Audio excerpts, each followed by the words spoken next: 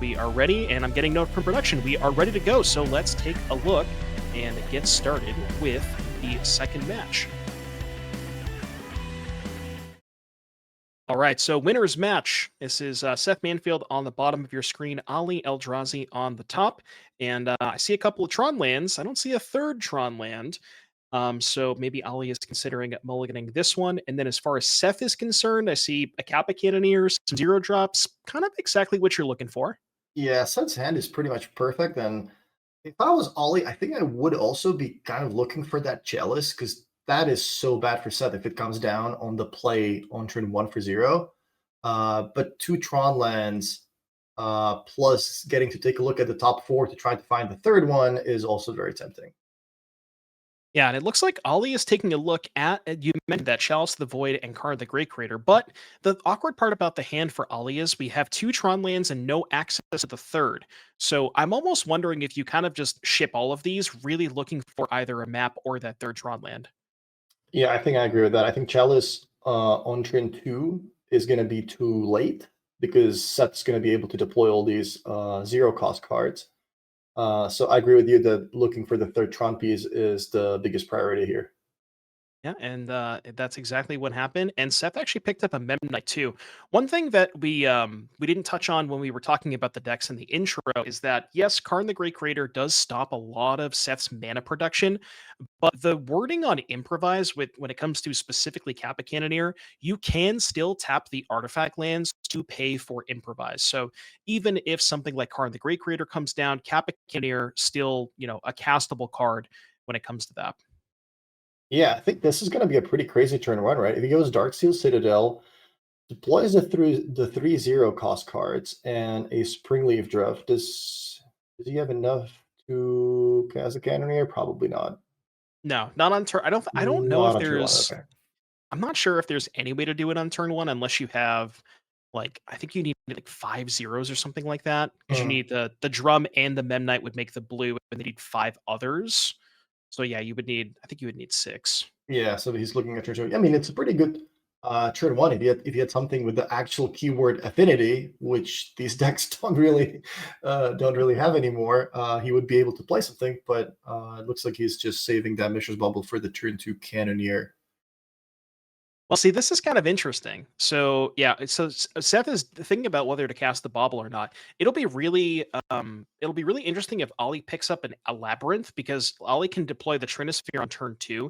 And if Uh-huh. Seth does not play the bauble this turn, okay, we do decide to play it. And I think that's exactly what he was thinking. Where if Ollie draws, Ollie could have the potential of we're doing the check just to make sure. But Ollie could have the potential of casting turn 2 Trinispheres. So we're just, this is the classic, like, hey, is Moto bugged? Let's find out. Maybe it No, is. I think what's going on here is that both me and Sed were actually saying in the chat before the event that hey, we're just looking for some cool decks. We want to play something fun. We want to play something that people will, enjoy watching, and that's why I picked up the Holo One deck, and that's why Seth went for the Affinity deck. And I think Seth might actually be thinking that, wait, does Cannoneer have Affinity? Can I play it here? Wait, no, that's improvise. Okay, so he might be a little confused at what exactly the cards are doing because I also think he has not played the Affinity deck before, and he's just kind of playing it for fun, for a good show. And as you mentioned, Ollie actually did pick up that labyrinth. Yeah, it's actually very fortunate for Seth that he chose that. He thought about it too. Definitely thought about holding the bauble. But really, really got rewarded for casting it because if he didn't cast it, you would not have the bauble in play. You would play your land. You would have 2 lands plus 3 artifacts, not enough to cast it, and then you would have to like pay 3 mana for the bauble this turn and then Mm, deploy the Kappa Cannoneer next turn. So, but we do, fortunately for Seth, have 6, so we can just go ahead and play land, slam the Kappa Cannoneer. But this is going to be a really interesting game because Ollie can deploy the One Ring next turn, get protection, not worry about taking a big hit from the Kappa Cannoneer. That can maybe find the third Tron land. The one thing I will note is Kappa Cannoneer is kind of really hard to kill. That Ward 4, it says Ward 4, but that as well mean Hexproof. It's really close to mm. Hexproof. Yeah, for sure. And like this start looked really good for Seb. But now with that labyrinth, I think the advantage bar is slowly sliding towards Ollie. Although I do want to say that the decision we had at the start that you talked about, that the chalice is probably not fast enough. He's going to put it on the bottom. He's going to be looking for another Tron land to get his third piece, or for a land that produces 2 mana. That was a key decision in this game. He was able to pick up the labyrinth right now, and now he's going to be able to not only slow Seth down with the Trinsphere, but also just deploy the One Ring next turn, and that's gonna be a pretty big swing in the game. Exactly. Yeah, this game would have looked a lot different if Ollie had topped, either the card or the chalice. We see Kappa Cannoneer coming down. That's going to get a counter from itself, so that's going to be a 5/5. And yeah, Ollie is going to be really looking. I want to take a look at Ollie's deck list real quick, just to refresh my memory, and I want to do an All Is Dust check because that is one of There's the two. better There's two of outs them. to Kappa. Okay, Yeah. 2 copies of All Is Dust. Normally, not the best against Affinity. Like, as you can see, this board, a bunch of Memnites, but that is one of the easy ways for Ollie to remove Kappa Cannoneer. As we picked up an expedition map, which is interesting, but I presume you just have to slam the ring here. Maybe if you had one more mana, you could go map pop, but the fact that the map costs 3 makes it kind of awkward. Does he have enough? Oh no, yeah, right. It costs 2 because of the Trinsphere. Yeah, he's pretty much only really looking at the One Ring unless he wants to sandbag it for a turn, but I don't really see a good reason to do that. So I Maybe think it he's also. thinking maybe he's thinking play map this turn, spend 3 mana, take a hit from the Kappa Cannoneer, then next turn go Labyrinth to pop the map, get on land that's 7 mana that you can ring plus something else. But I don't know if that's better or worse. He is going to go with the map here, it looks like. Okay.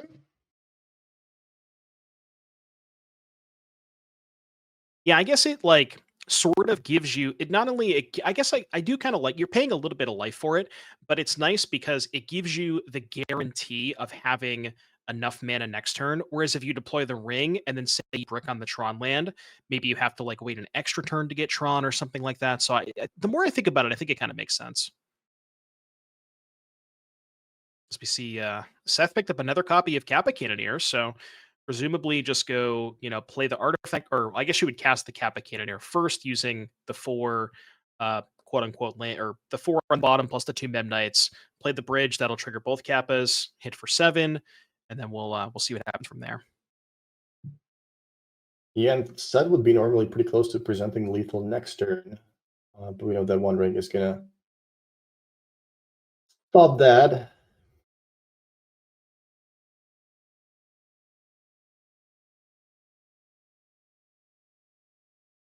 Yeah, it's funny how Affinity turned from a deck that contained cards that actually had the keyword Affinity on them, like Frogmite and Mirror Enforcer and Thoughtcast, and most of the cards in the deck actually had that keyword. These days, there's no Arcbound Ravager. Does anything in the deck actually still stay Affinity outside of Thoughtcast? Thought Monitor actually is the other Affinity card, but mostly it's just kind of artifacts that do cool things, and where's the Saga, and ways to produce a lot of mana. Yep. Yeah, I think Kappa Cannoneer was a huge printing for decks like this because before they didn't really have a good way to close out the game. I think that the best way to close out the game before was like Saga for Shadow Spear, make a big token, get Shadow Spear, have make it so Mm. you can even have chump blockers. But Kappa Cannoneer not only does that on average a lot more faster. You saw Seth cast Kappa Cannoneer on turn 2 this game. It's also unblockable and very, very hard to kill.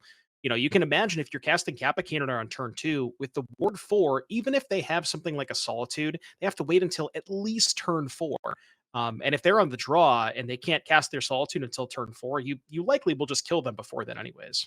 Yeah. Do you think having artifact lands back in modern would be too powerful? Mm, It's interesting. I mean, I think that they are very, very good when combined with Mox Opal. We kind of saw that a couple weeks ago, where the MTGO Masters, one of the themes for that week was no banless modern, and we definitely saw some decks, containing artifact lands, Mox Opal, things like that. But I don't know. Without Mox Opal, I don't know if they're as scary. Like, I don't know exactly what you would be doing with them. Maybe they would be a bit of a boost to the affinity decks. It is kind of nice that artifact lands trigger Kappa Cannoneer. Yeah. Are you a fan of having a big ban list, or would you rather kind of unban a lot of cards and just see where that would lead, and let's all have fun and play some busted decks like we had. I think that was Pro Tour Philadelphia where all of these cards were still legal. I think after that Pro Tour they banned like 15 cards. Uh, Yeah. where do you stand on that?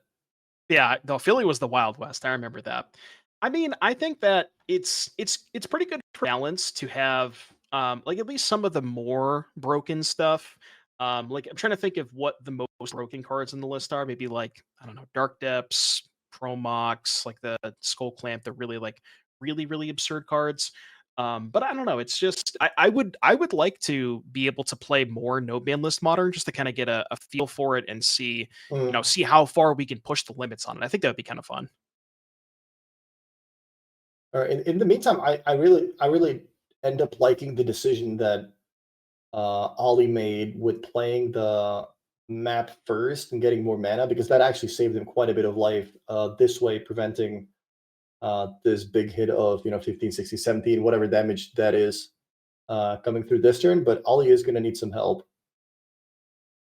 Yeah, with the second Kappa Cannoneer, and then it kind of ended up working out perfectly for Ollie, where played the map on the turn where he's taking less damage, and then like you mentioned, just able to really soak up a huge hit here. It looks like we are thinking about casting Kozilek's Command on Seth's end step just to kind of do a bit of cycling.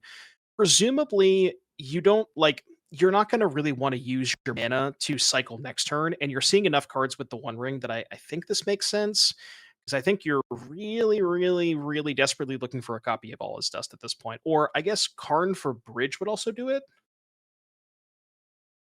Yeah, I mean, I agree with that. I think just using all my resources to try to get closer to another ring, Karn, Oldest Dust, or something that basically keeps me alive would be my priority. But it looks like Ollie actually decided not to cast a command.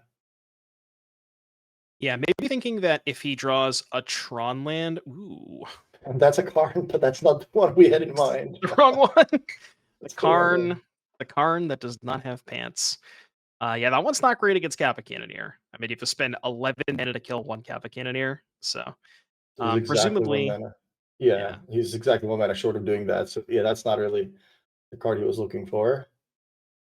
maybe like One Ring, try and find something else. I'll have to see. I did want to ask you. I don't know. Like you mentioned that you had kind of you chose the Hollow One deck just to have a little bit of fun. Is Mhm. there's some nostalgia there too, right? Did you play a lot of Hollow One back when looting was around? I did. I played it at one GP at least. I think it was at Atlanta, where I just kind of kept having all the great draws, and then I ended up losing in the quarterfinals. But I really liked the deck. I thought the deck had a lot of really interesting lines.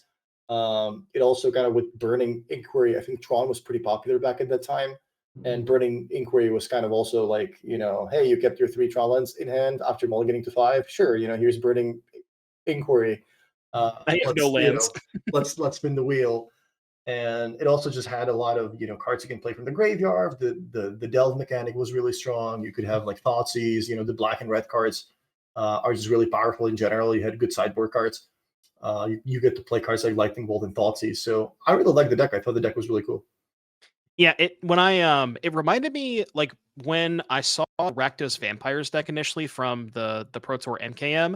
That deck reminded me a lot of Hollow One. It's obviously, Hollow One was a little bit more explosive, but in terms of having a very like fast sort of linear game plan in the matchups where you need to, but also having the ability to just play a bunch of good interaction and then just like good cards up the curve. It kind of has that sort of similar vibe to me. And I was a big fan of the Hollow One deck back in the day too. I played a little bit. Yeah, like Faithless Looting was obviously a broken card. Oh Yeah, yeah. that Oh that yeah. that yeah, that kind of put everything together. We can't have that Uh, nowadays. All right, so Kozilek's command looks like x equals 5. I can count. And we are looking at okay, we're looking at Karn. So we do have enough mana to go Karn for bridge. So presumably we're going to keep the Karn. And I think Ollie is thinking about what do we want to keep after the Karn, which probably want to keep that Emrakul.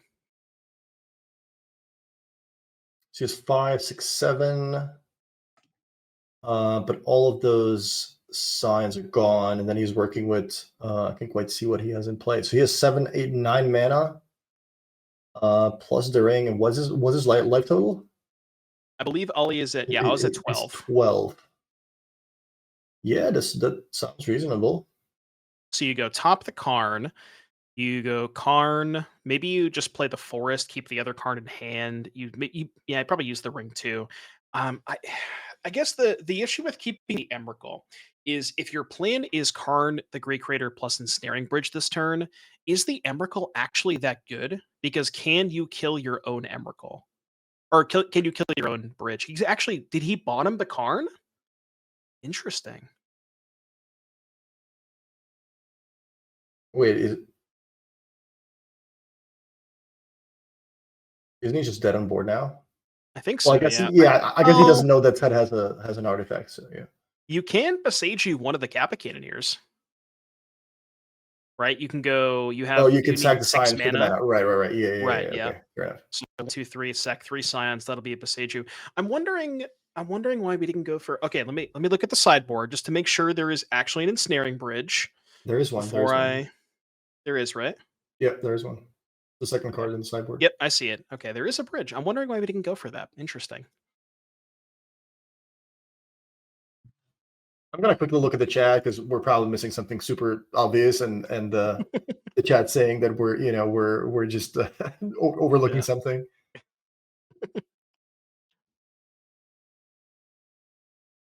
But in any case, as we move on to Seth's turn, we do play the artifact land that's going to get the Kappa Cannoneers a little bit bigger.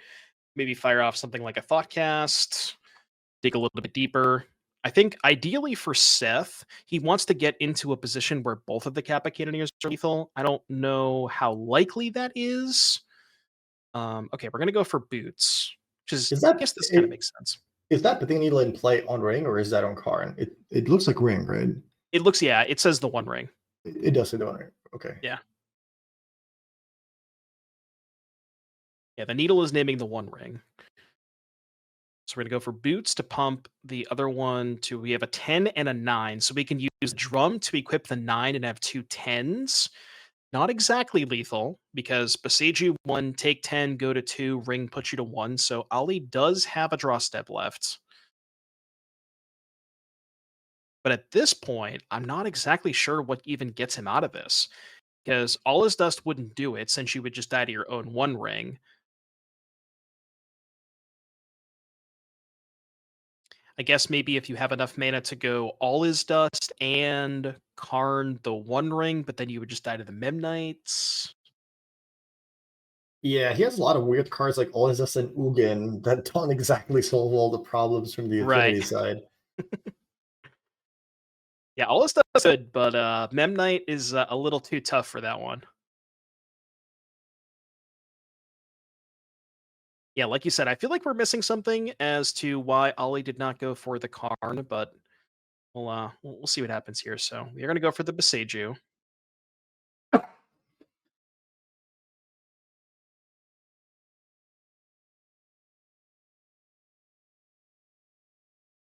He could have also misclicked the cards. Like it did happen to me in a practice match I played earlier today, where I tried to cast a 15 mana Emrakul, and I ended up clicking on my Labyrinth, and instead of floating 2 mana, I returned one of those cards to my hand, and that was Mm. basically the last thing I did that turn. And before that, I was sacrificing a bunch of scions, and I had a bunch of mana floating, and I couldn't really take that back. So I basically just time walked myself. My opponent killed me on their turn. So these things happen. Oh yeah, all the time. They've happened to me on numerous occasions. So I get it for sure. So only at 1. Yeah, I don't think we have a way Yeah. out. We can go 3, 4, 5, 6, 7 Karn. Yeah, you can't even survive on, well, 3, 4, 5, 6, 7. I guess you technically can survive Yeah, because you you just could play the go card, you exile the Karn Midnight, and then minus. you hope that he doesn't have an artifact, which is only Well, 95% of his deck. do we have enough to pay the ward on the Kappa? 3, 5, 6, 7. I think we're 1 short because the boots actually gives it an additional ward. So it's ward 5 now. So we could go 7 for Karn, play land. We would have 4 lands. So we'd have to sack a spawn to do it.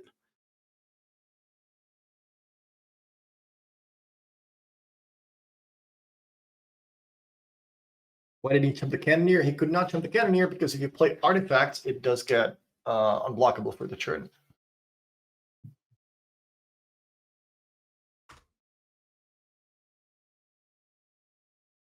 All right, so we're going to go for Karn. And okay, I guess this makes sense too. You can Karn the Needle, draw one ring, and then find another copy of the one ring. Does that do it? 1, 2, 3, 4, Oh, 5. Not quite. You can sack the spawns to cast the Allah's Dust, but then you yeah. just die to the Meb Knights. Plus the ring as well. So yeah, Yeah. it's Meb Knight's too strong. See, we thought the MVP of this game was Kappa Cannoneer, but honestly, Martin, it was the Knights all along. yeah. I mean, without the Mem Knights, he wouldn't have been able to even cast the Cannoneers. So Yeah. Well, there you go. Seth Manfield taking down game number 1 as we move along to the sideboard games. Now, as far as improvements are concerned, Seth is looking at what do we got? Consign to Memories, Flusterstorms, Dismembers. I see Consigns and Damping Spheres with maybe an additional copy of a Pithing Needle. And then as far as Ollie is concerned, well, we got 15 one-ups, so probably not going to do a lot of sideboarding. yeah, the Tron decks typically don't sideboard too much. Sometimes you're boarding, one or two cards to make a little bit of a switch when you want to lower the curve, for example. But Seth does have a lot of cards that he can bring in. The Consigned to Memories are great. The Damping Spheres are obviously great. He gets to board out some of the less useful cards like Ornithopter and Tormod Script, although they still at least help you with the improvise and affinity stuff. But yeah, Galvanic Blast would also be a card I would be looking to board out. That doesn't look particularly impressive in this matchup. Yeah, I wonder if Seth is also considering now that, with Seth on the draw, which I guess he was on the draw game 1, but, with knowing that Ollie has 4 copies of the Chalice of the Void, I wonder if he's thinking about going lower on zeros, because the thing you mentioned in game 1, where if Ollie has a Chalice on 0 on turn 1, and Seth's hand is like a bunch of Dead Knights and Ornithopters, maybe Seth's hand just can't physically function. Yeah, that's a great point. I think it does make sense to on the draw maybe trim a couple of the zeros. Although, yeah, does your deck still function if like what's the critical Right. mass of zeros that you need for your deck to function? Like I guess that's something you figure out if you play the deck a lot, which I can't say that I've done. So You I'm and me just gonna both. I'm just gonna trust Seth on this. Although I have a strong feeling that Seth is winging it as well. So so All right, so as double far as chalice. yeah, I was gonna say opening hands, double chalice, but only 1 land for Ollie. Now, you do have double Devourer, so you're extremely likely to find your second land. But that doesn't mean you're guaranteed to find your third. So I feel like this probably has to be a mulligan from Ollie. I think I would be leaning towards keeping it. I think Chalice is so strong in the matchup. Really? Okay. I think I would have. I think I would have shipped my previous hand in the first game as well. I would have just gone to 5 or even 4, and I would have just happily kept any hand with Chalice because Seth's deck does not really work without the zeros. That's a good point. Yeah, I mean, maybe you're okay. Like, I guess the theory is with that is you're okay missing a land drop if you're turning off like 3 or 4 cards in Seth's hand with the chalice, you don't really care about missing a land drop because you're going to have a lot more time in those situations. Right. Yeah. Yeah, and then like turn 2, if you find a land, you can go another Chalice for 1, and then like what does Seth really do?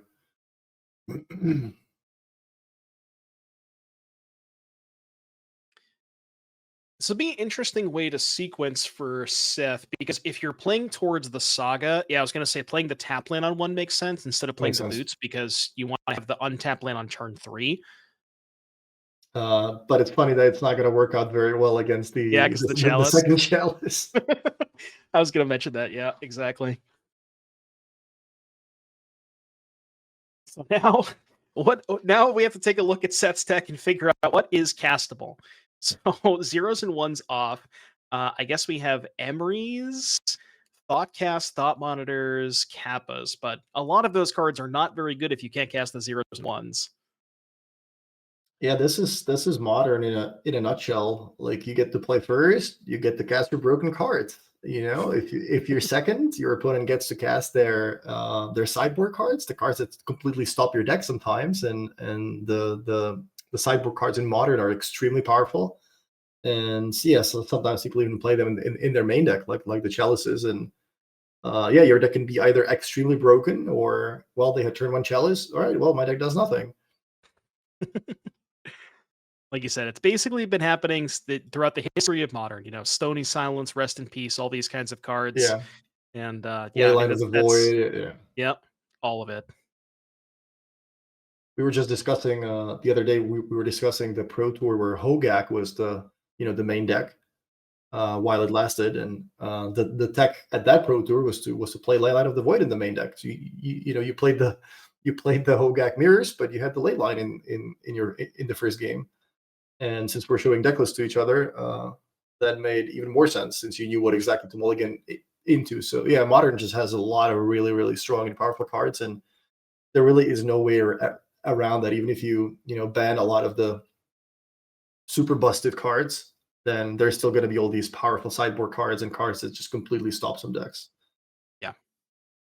Yeah, and it's almost like the sideboard cards are the stopgaps, right? Where you don't like if well, I was gonna say in the case of Hogak, maybe not so much because it turns out maybe Leyline of the Void was maybe not good enough. But yeah, there's like it's if you want to make sure there's enough checks and balances. You don't want to have trying to think of the best way to say this, but you know what I mean. All right, what do we got here? We have a Forsaken Monument. It's been a while since I've seen that one. I wonder if we can get that one up on the screen for the folks at home if we have a little card viewer. There we go. Look at that. Colorless creatures you control get +2/+2. Whenever you tap a permanent for colorless and an additional, and whenever you cast a colorless spell, you gain a little bit of life there. So that will sort of jump up the mana production here for Ollie, even without Tron. It's basically like 5 mana, give you Tron even if you don't have it.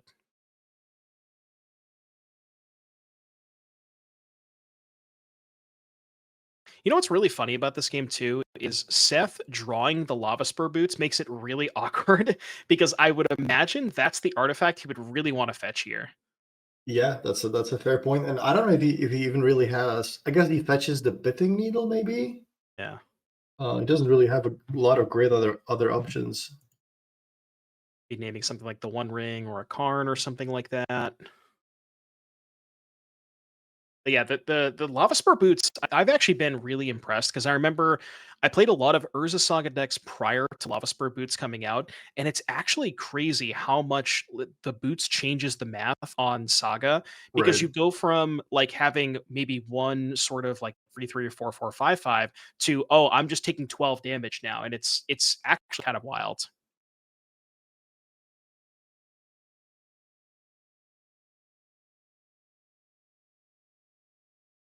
Hmm. I wonder what So what does Set need to draw, or like how does the game look like where Set wins the game? that's a really good question because we don't have an answer to the chalice. Now, there is a very weird, like really, really interesting thing that could happen next turn where consign to memory can actually counter chalice triggers.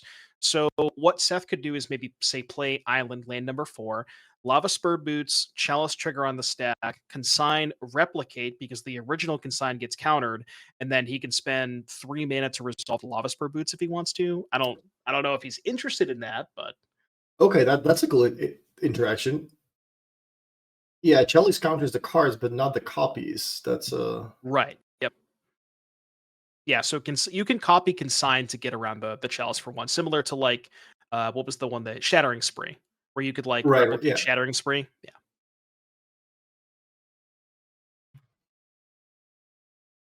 It draws an Emery, which is interesting because maybe the Emery could find a copy of Kappa Cannoneer, which he does find. That's probably one of the better cards.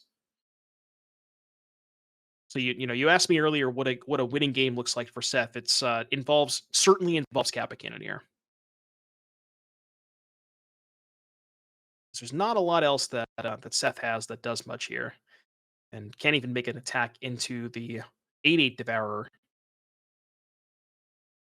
There's an All Is Dust here for Ollie, which weirdly enough, he might just want to fire off to kill that Kappa Cannon or to kill the Emery to avoid Kappa Cannoneer being cast. I guess you could also just wait until Steph casts the Kappa Cannoneer and then fire it off.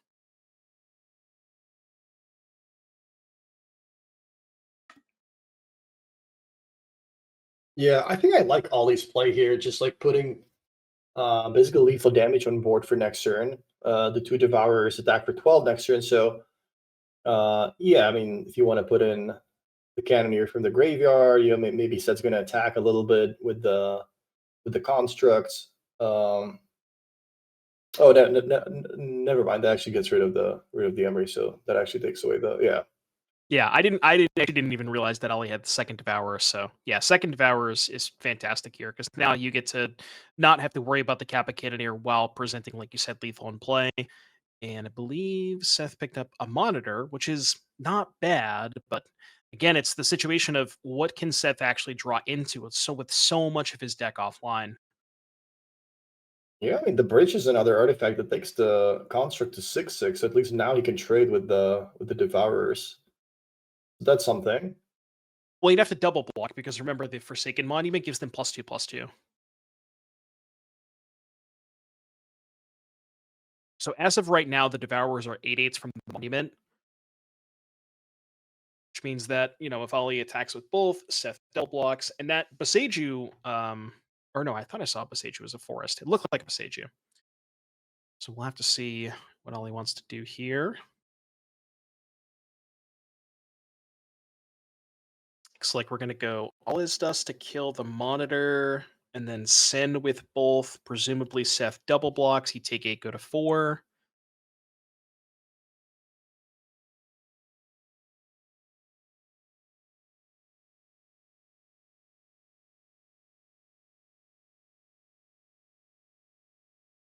And then we'll, like I said, we'll see what Seth top decks. But with those chalices, there's not really a lot left. Like Seth doesn't really have a ton of good draws here. Yes, maybe Kappa Cannoneer could do something. Well, I guess Seth's best draw all along was a Damping Sphere. Like that would have, Yeah. you know, allowed him to slow Ollie down considerably. He wouldn't have been able to cast Devourers. Yeah, but I guess that's irrelevant now. And Karn should pretty much seal the deal. Yeah, and Ollie has more than enough mana. I guess you can go like Karn, Walking Ballista. We're gonna go to combat first and make Seth do a little bit of chump blocking. Yeah, and you see Seth values that Emery because he realizes, if there's any shot of Seth getting back into this game, it certainly involves that Emery. Yeah, no, you really hit the nail on the head when it came to the beginning of this game where I was a little bit skeptical of Ollie's opening hand, the one land with double Devourer, but I think I just didn't quite realize how much Chalice for 0 on the play completely just shuts down Seth deck. Yeah, it's going to be interesting seeing how that how this dynamic changes when Seth is on the play. Like how much is Ollie willing to mulligan into Chalice when now Seth can just play an island and pass, or castle, or all the zeros, and then sit on consign. So yeah, I'm curious to see how that changes after sideboard.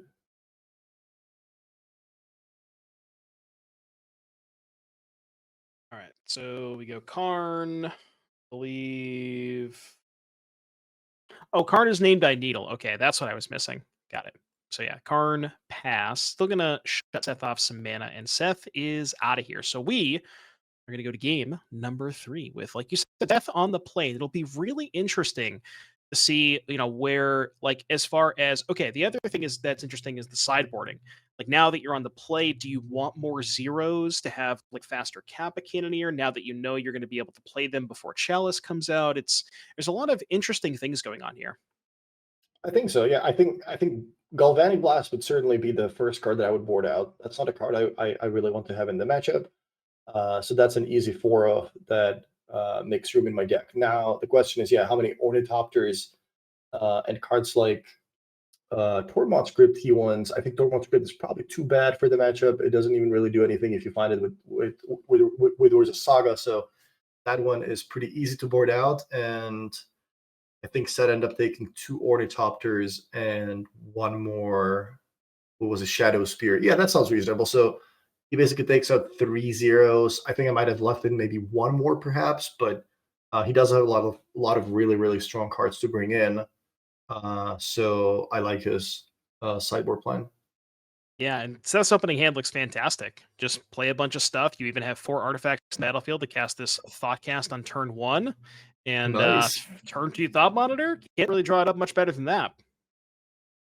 Yeah, I'm actually thinking like do you even like do you even keep the chalice as Ollie in your deck on the draw? Because you're never There's gonna be so able much really to worse. yeah, you're never really gonna be able to play it on 0 for it to have a really big impact.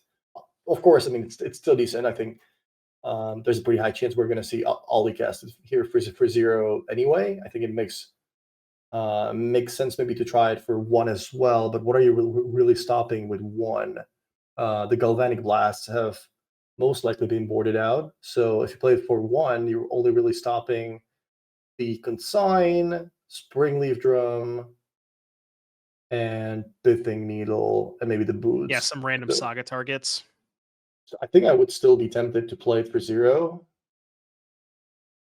Yeah, I wonder maybe he's thinking I guess the theory on playing it on 1 is maybe if so because of the consigned replicate interaction, it makes Seth hold up more mana and maybe like taxes him in such a way that he doesn't want to be taxed. I guess maybe that's the consideration.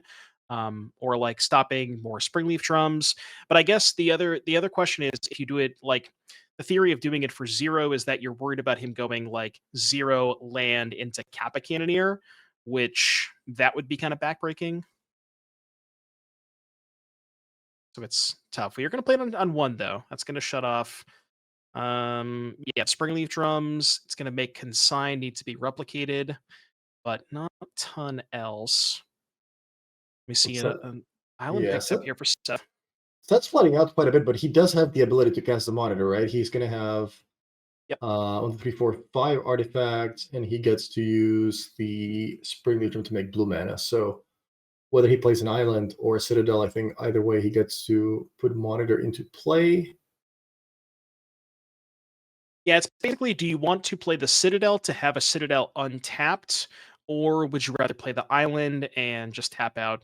With the Chalice on 1, there's not a ton of things that you could cast. Like your ones are off anyways. So there's the Citadel. Leaving up the Citadel seems less important, and maybe it's more important to have a second blue source in play for next turn. Yeah, So I think Seth might also be thinking that what if Karn, yeah, the Great Creator, comes into play next turn, right? Then the Citadel is going to be useless anyway, so might as well put in the island since yeah, if I end up the turn with an untapped Darksteel Citadel, that's not really going to help me cast anything anyway because of the Chalice. So I like this play as well. now, funny enough, we talked about the decision to Chalice on 1 versus 0 last turn, and Pithing Needle, which is an Urza Saga target, is actually like, again, this is one of those situations where Seth drawing the Saga target is so much worse than just having it in his deck, because Yeah, now he can't fetch for it. I believe there is a second copy in Seth's deck, though, so there's still one. has Yeah, one. yeah, yeah, Yeah. yeah, yeah, yeah. He still has one. It's not the end of the world here for Seth, and still has potential access to it if he finds a saga. But as you mentioned, Seth really just flooding, just finding a bunch of Wow. lands, and yeah, this is kind of tough. Seth's deck is playing 60 lands and 4 Urza Saga, so 20, but 4 of them are not exact lands. Since in this spot, the Urza Saga would be churning out a giant construct. So drawing 6 lands here by turn 3 or so, that is quite unlucky. Yep. Let me see. Bobble here for Seth. Going to take a peek at the top of Ollie's deck. And now, to Seth's credit, Ollie's hand is not fantastic. There's not a ton going on. Like he's got, all his dust Karn liberated, doesn't have access to Tron. Even if he has Tron, the Karn and the All His Dust aren't super great payoffs. So Seth does have some time and able to pick up a Thoughtcast. Maybe that can find more action, and we'll see exactly where we go from there.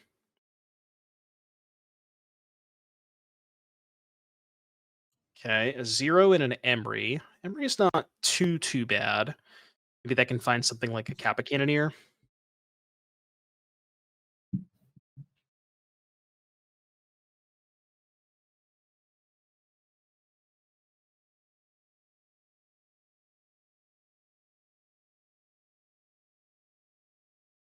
There's the Emery. What are we looking for? Found Damping Sphere. That's not too bad.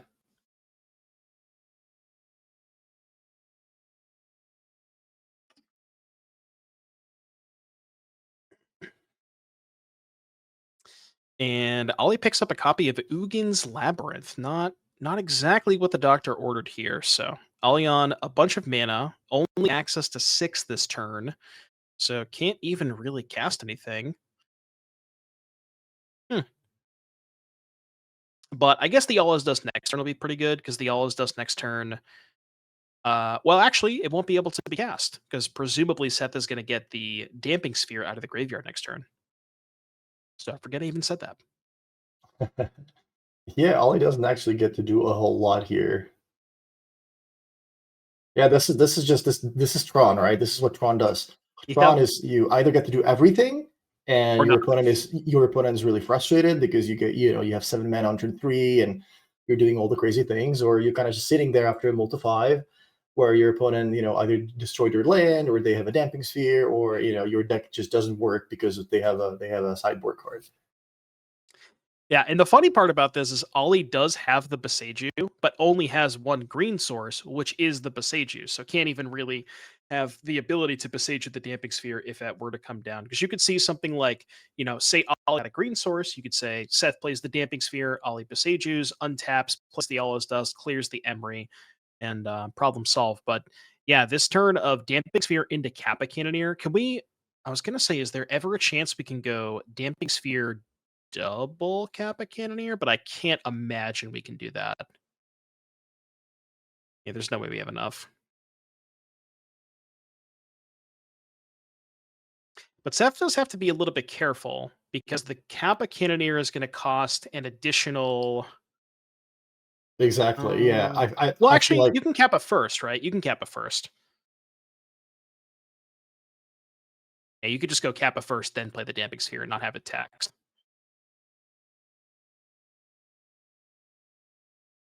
So presumably, you go 1, 2, 3, 4. Play land, that would be 5. The Ornithopter is 6. 2 for the Damping Sphere, then they made you need 2 more. So I believe second attack with 2 creatures this turn. But don't quote me on that.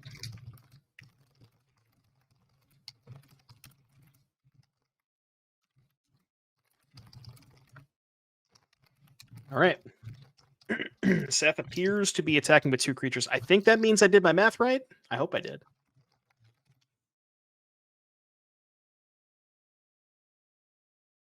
Once in a while, Martin, I get the math right. Not all the time, though.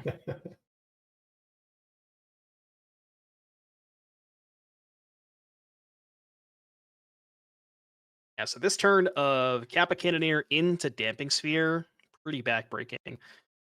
Because even if Ollie draws a green source of mana, you can go green source, use green source plus Tron land to Besage the Damping Sphere, but that only leaves you with 5 mana, which is not enough to cast the All Is Dust. So I think I was gonna say Ollie might be drawing dead, but I guess we can find Ring, which buys us a turn. yeah, chaining the One Rings is always an out. Yeah.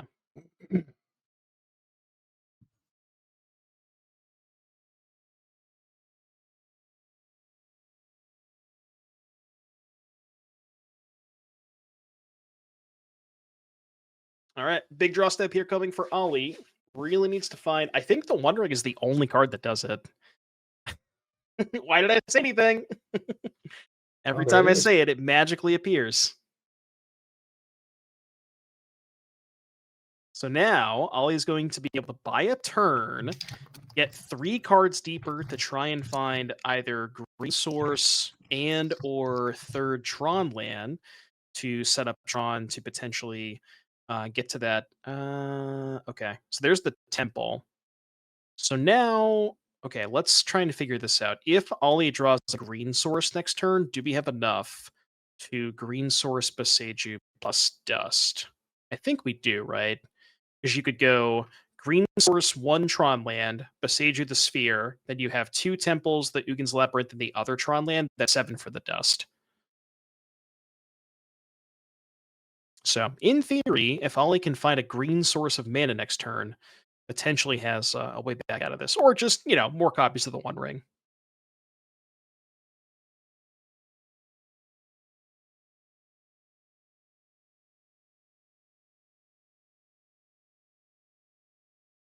Wow, Urza Saga is a pretty good pickup here. Not too bad. It'll eventually get you to the Pithing Needle. Exactly, and like extra, extra big creatures that you can produce at instant speed that Ollie's not going to be able to get rid of with cards like Ola's Dust and Ugin, which I guess presumably got boarded out. Although there is the Karn Liberated, which could certainly take care of the Urza Saga. We have a flavor with it. It's an Ugin under the Ugin's Labyrinth. He's just kind of hanging on over there. Oh no, yeah, it is there. You're actually right. Then, well, I guess you kind of have to keep it in because it is one of those cards that deals with Cannoneer. Right. Yeah, it's one of the few ways, like when you actually assemble Tron, unlike Karn Liberated, you can't, like, if you have Tron on 3 or even sometimes 4, I guess even if you have double tower, you only have 10 mana, so you can't even go Karn minus, you would need 11 mana. So yeah, just being able to like Ugin minus 6 kill Kappa Cannoneer seems pretty important. So it looks like Seth is going for Mishra's Bauble. Just wants to take a peek and see what is on top of Ollie's deck. Reasonable. I guess the question is, do you deploy a second Kappa Cannoneer? There's probably not a reason, not a lot of reason, or there's probably not a lot of reason to do so.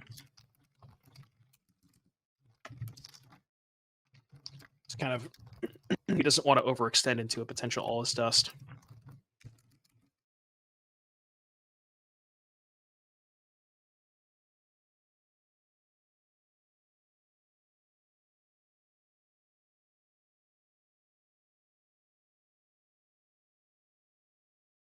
All right, Seth does decide to deploy the Urza's Saga.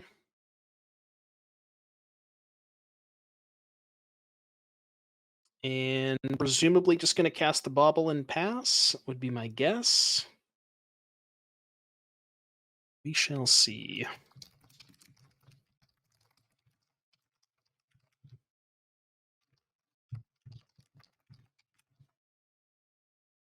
All right, big draw step here for Ollie. Chalice of the Void, not exactly what he was looking for.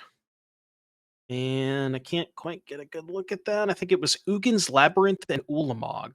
So I believe that's the game.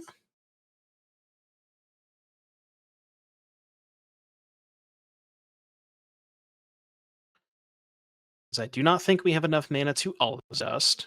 We don't have a green source to Besage the Damping Sphere. And a bunch of expensive cards. So I believe, if my math is correct, which it was earlier, but maybe we can go 2 for 2. I believe that's going to be Seth taking it down. Are you surprised by that? No, I think it was just one of those games, or one of those matches where the Tron deck was not very good at putting Tron together. In the first game, Ollie kind of had to take an awkward mulligan. Then it kind of took him a little bit too long to get going. In the second game, he was able to have the chalice in the play, which kind of decided the game.